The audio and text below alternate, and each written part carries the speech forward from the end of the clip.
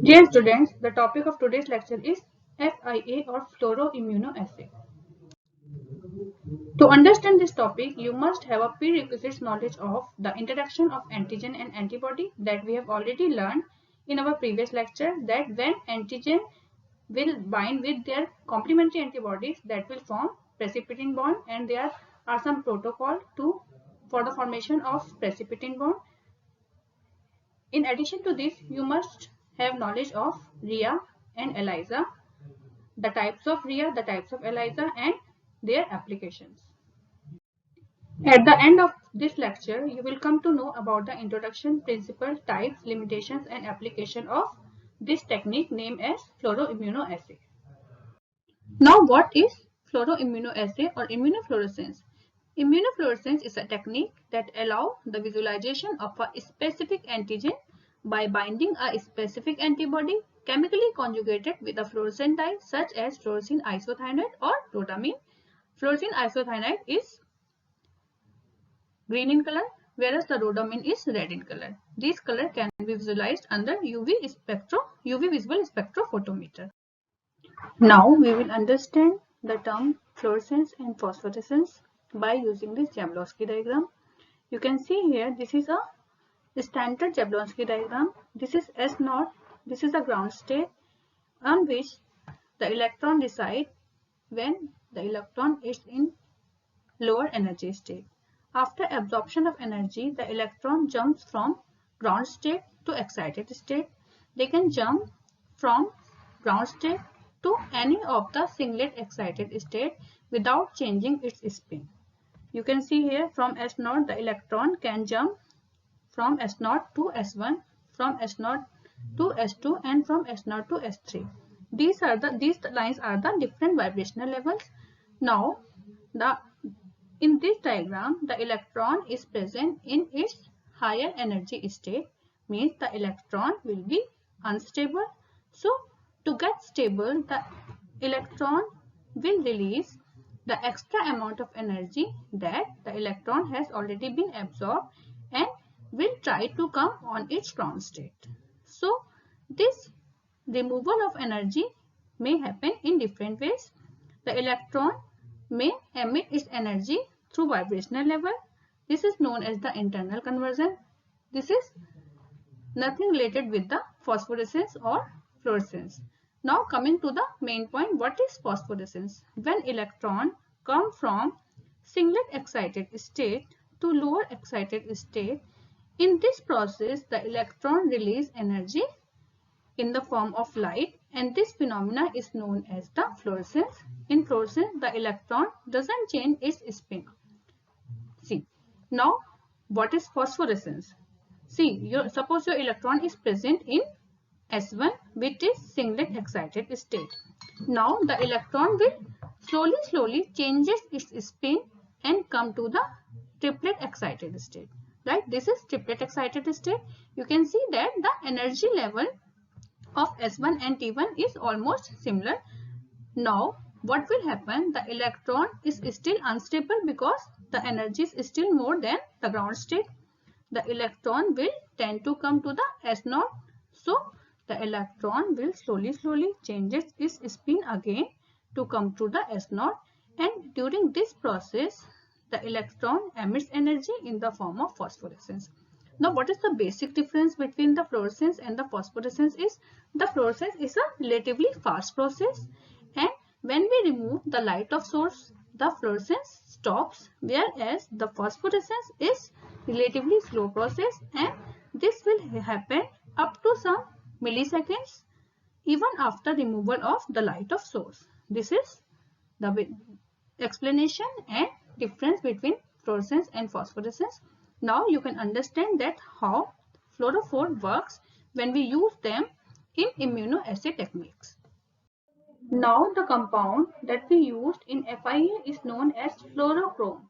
The fluorochrome can be defined as the dyes that absorb ultraviolet rays and emit visible light. This process is known as fluorescence. The fluorochrome commonly used in immunofluorescence are fluorescein isothiocyanate, which is green in color, and tetramethylrhodamine isothiocyanate, which is red in color.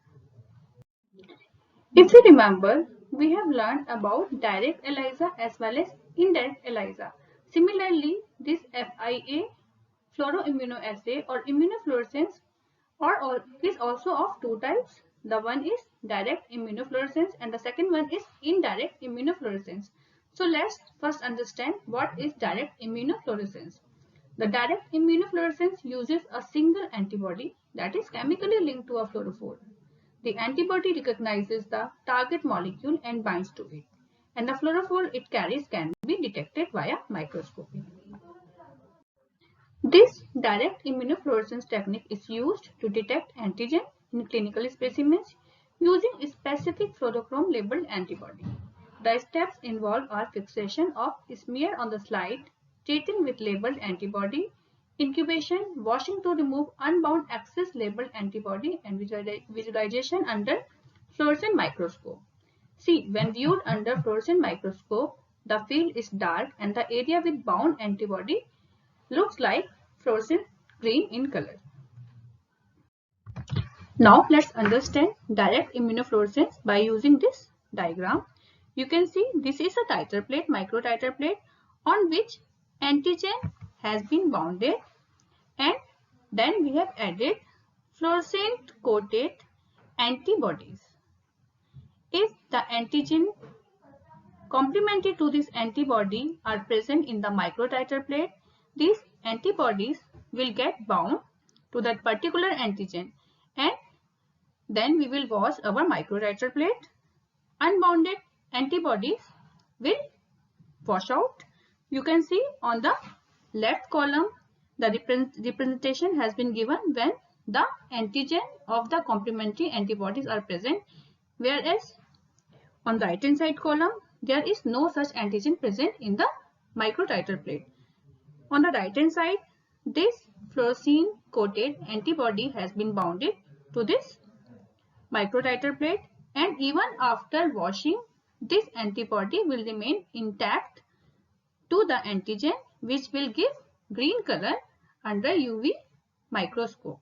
Whereas you can see on the right hand side column, there is no such antigen present in the microtiter plate, and the fluorescein bounded antibody will wash out during the wash, and this microtiter plate will not give any such color that confirm the absence of a particular antigen. Some limitations associated with the direct immunofluorescence are its lower signal. This is generally of higher cost, less flexibility, and difficulties with the labeling procedure when commercially labeled direct conjugates are unavailable. These are the some limitations associated with the direct immunofluorescence. Now coming to the second type, that is indirect immunofluorescence. In this technique, a different primary antibody is used for each target protein. Variable part of primary antibodies bind to a specific part of target protein. The secondary antibodies binds to the constant part of the primary antibody. Therefore, a sample of the same batch of secondary antibody can bind to many different primary antibodies. Now let's understand this indirect immunofluorescence using this diagram. Again, we have taken two types of experiment. On the left hand side, we have taken the microtiter plate in which the respective antigen are present, whereas on the right hand side column, there is no such antigen present in microtiter plate. You can see first we have added unbounded antibodies to this microtiter plate, to both the microtiter plate. In this plate, the antigen are present, so these primary antibodies will bound with the respective antigen, whereas in this microtiter plate, there will be no antibody present after washing. See, after washing, the unbounded antibody will wash away from this microtiter plate, whereas it will remain intact if the primary antibody are present in the well. Now you can see that in indirect immunofluorescence, two or more antibodies, secondary antibodies, can bind with primary antibodies. This will lead to the high intense color which will be observed under UV spectrophotometer. This is how the indirect fluoroimmunoassay works. Again, some limitations of indirect immunofluorescence are the potential for cross-reactivity and the need to find primary antibodies that are not raised in the same species or of different isotopes. When performing multiple labeling experiments, sample with endogenous immunoglobulin may be create some problem. Now, what are the applications? The immunofluorescence can be used on tissue section, cultured cell lines or individual cells and may be used to analyze the distribution of protein and small biological and non-biological molecules. This can also be used in combination with other non-antibody methods of fluorescent staining. For example, use of DAPI, which is 4,6-di-amidino-2-phenyl indole, is a fluorescent stain that binds strongly to AT rich region in DNA to label DNA. A is the adenine and T is the thymine bases. You all know these are the basic terms used for DNA.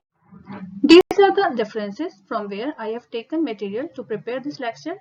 Wilson and Walker is a very famous book. The title of this book is Principle and Technique of Biochemistry and Molecular Biology. In addition to this book, I have referred some online sites like microbiology notes, etc. Thank you so much for your patience. Bye.